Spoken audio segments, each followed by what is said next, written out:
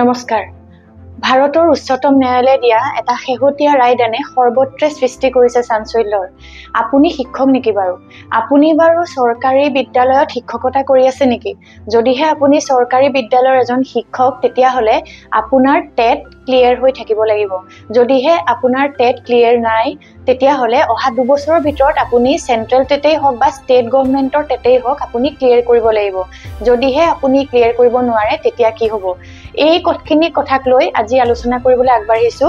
আপুনি যদি এজন শিক্ষক চৰকাৰী বিদ্যালয়ৰ আপুনি যদি প্ৰথম শ্ৰেণীৰ পৰা অষ্টম শ্ৰেণীলৈ পঢ়াবলগীয়া পদত আপুনি নিয়োজিত হৈ আছে তেতিয়াহ'লে আপোনাৰ ক্ষেত্ৰত টেট বাধ্যতামূলক।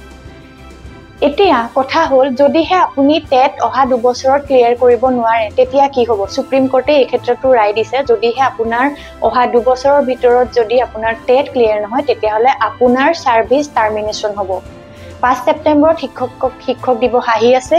শিক্ষক দিৱসৰ ঠিক 2 দিন আগত সুপ্ৰিম কোৰ্টে যি ৰায়দান কৰিছে এই ৰায়দানে শিক্ষক সমাজত বিৰূপ প্ৰভাৱ পেলোৱা পৰিলক্ষিত হৈছে। কিয়নো বহুতো পুৰণি শিক্ষক যিসকলে বিদ্যালয়ত চাকৰি কৰি আছে তেওঁলোকে শিক্ষকতা দান কৰি আছে অত বছৰে তেওঁলোকৰ টেট নাই। কিন্তু তেওঁলোকৰ আগতে বিএড যেহেতু বাধ্যতামূলক আছিলে গতিকে তেওঁলোকে টেটত উত্তীৰ্ণ নোহোৱাকৈ তেওঁলোকে শিক্ষাদান কৰি আহিছে।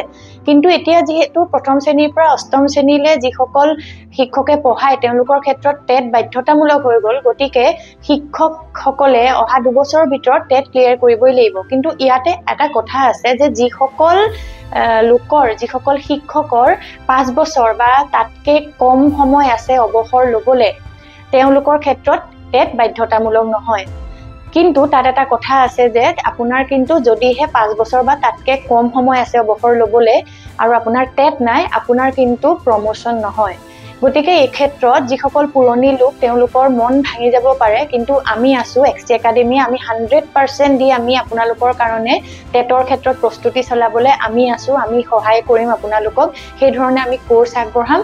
গতিকে চিন্তা নকৰিব। শিক্ষক দিৱসৰ পূৰ্বে যিটো সুপ্ৰিম কোৰ্টে ৰায়দান কৰিছে গতিকে সেই ৰায়দানটোৰ প্ৰতি সন্মান জনাই আপোনালোকে নিজকে মানসিকভাৱে নিজকে সবল ৰাখক আৰু এই অহা 2 বছৰৰ ভিতৰত যাতে আপোনালোকে টেটটো ক্লিয়াৰ কৰিব পাৰে তাৰ কাৰণে প্ৰস্তুতি আৰম্ভ কৰক। সকলোলৈকে শুভকামনা থাকিলে আমি এক্সটি একাডেমি আপোনালোকৰ লগত আছো আৰু আমি যিমান পাৰো সিমান আপোনালোকক সহায় কৰি যাম।